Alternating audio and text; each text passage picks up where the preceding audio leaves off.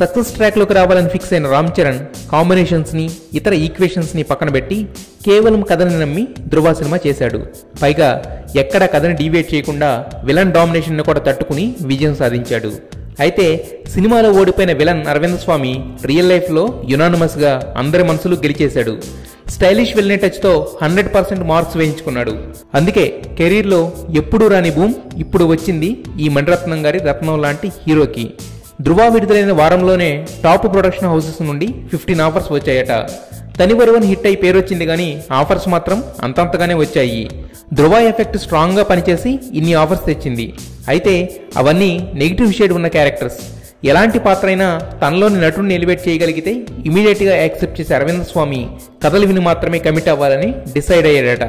ఒక్క హిట్ ఎంతో మందికి జాతకాలు మార్చేసింది.